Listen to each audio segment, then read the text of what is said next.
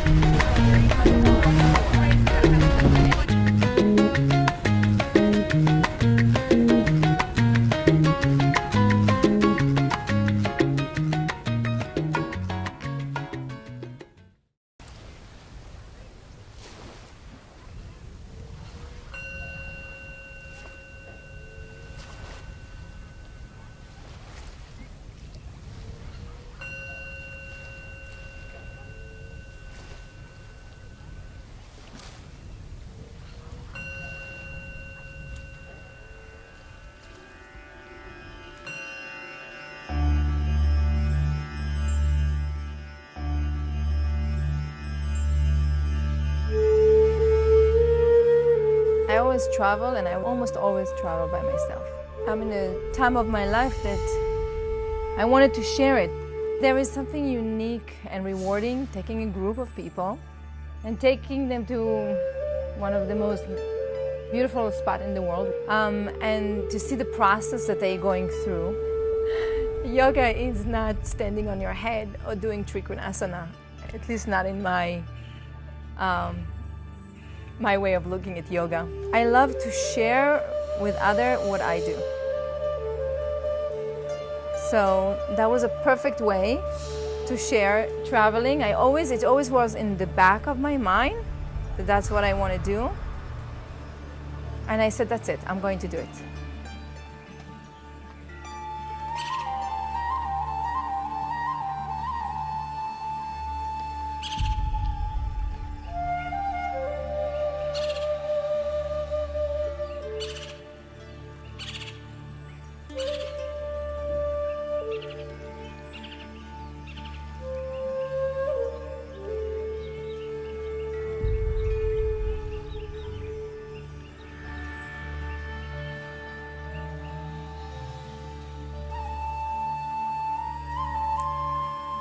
Start to connect it to your breath.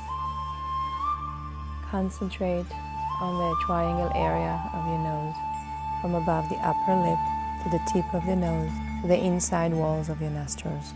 As you breathe in and as you breathe out, notice the sensations of the breath.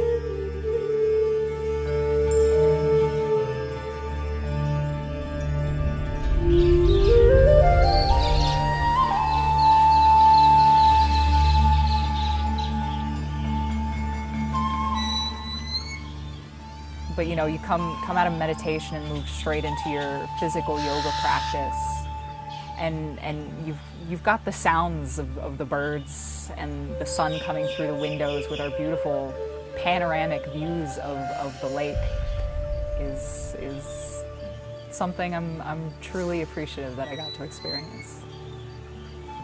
It makes me so happy to feel the sun on my skin as I'm practicing near a window with a lake surrounding me, which is a stark contrast to practicing in a windowless studio, for example. You know, the yoga practice is a yoga practice one way or another, and you're the one that determines the success or lack of as you're moving through it.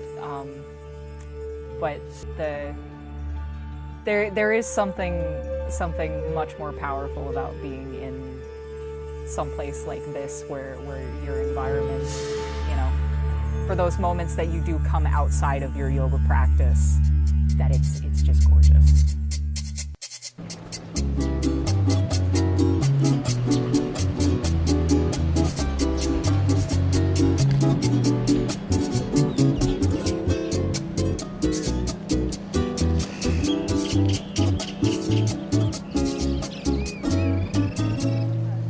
First half of the kayak was quite smooth and pleasant and kind of relaxed, and then the wind picked up, the waves got bigger, and It was challenging. It was physically very strenuous, and the last leg of it, I kind of just wanted it to be over.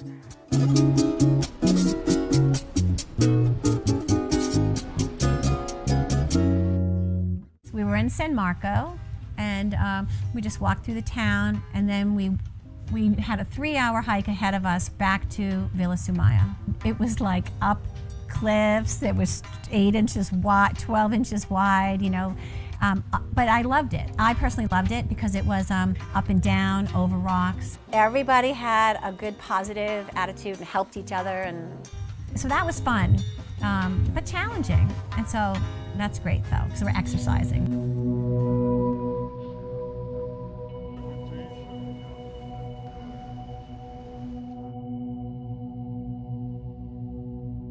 It's important for me that we're going to interact with the local and we're going to learn from them. And when you start interacting, you start growing, learning.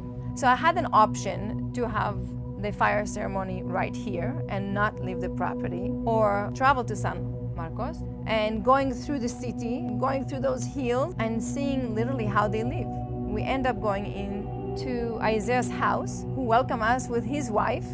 I'm going to give you a little tour about Cacao. So here's how we start. This is a plant of Cacao. So the ladies brings it to us like this. This is Cacao.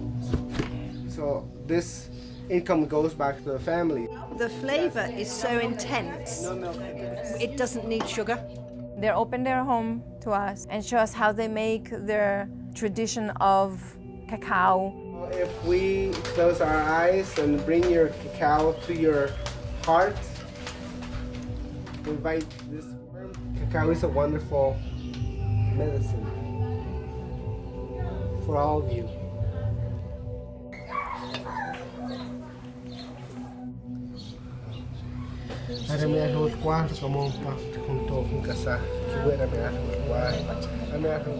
And then we went to a fire ceremony.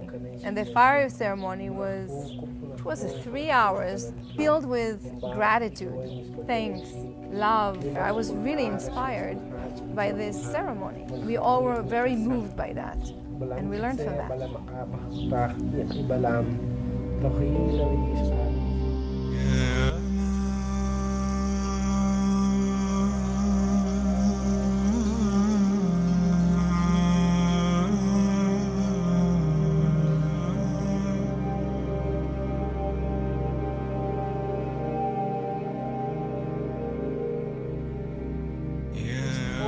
The ceremony with the smoke of the frankincense, the white sage, and also the palo santo.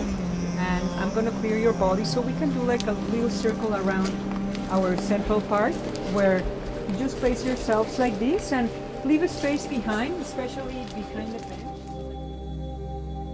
We ask permission to our own waters to guide us in this ritual. May this ritual help us purify our emotions, our waters. May this ritual help us in the purification of our mind, in the purification of all waters. Paula, the woman who led us in the sweat lodge ceremony that we did, was describing the lake as a mirror for our experiences or whatever we're going through emotionally. She talked about it just amplifying and reflecting back to us what we're feeling.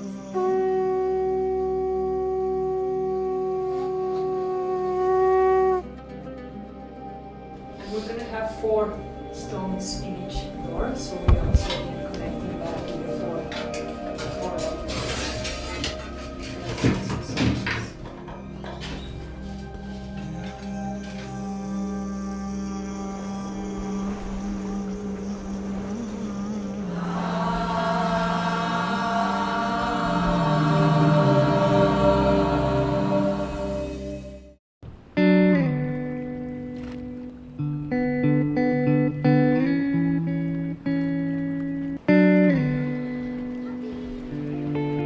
Find inspiration, we find joy, we find fulfillment in sharing and giving. And seva, which is a Sanskrit word for service, is an important part of yoga. From all of the experiences that we've had on this trip so far, the one that's resonated with me the most was performing for the children. Seeing all the kids happy and smiling and laughing at this thing that they've never seen before.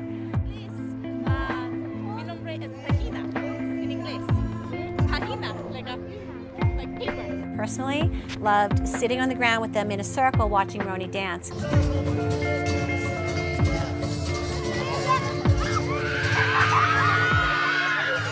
It was so touching just to watch the children's faces. They giggling. The boys were like crazy for that, just shy. It was real. It just felt very authentic, very genuine, just a sincere experience of human beings connecting with other human beings.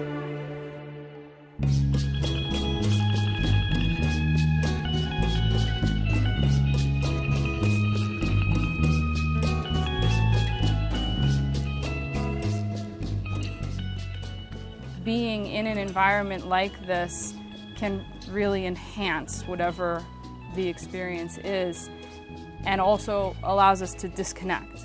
You've discovered the whole layout of this place, and there's a hidden hammock over here, there's a swing over here. You know, look at these flowers and the different textures of them. The place is amazing and it's beautiful and it's really embracing you in. The beauty of the lake and the volcano, the service that the people give us. So when you go to a place where you don't know and you're taking 13 women with you, you want to take them to a good place. They made it very comfortable for all of us to be here.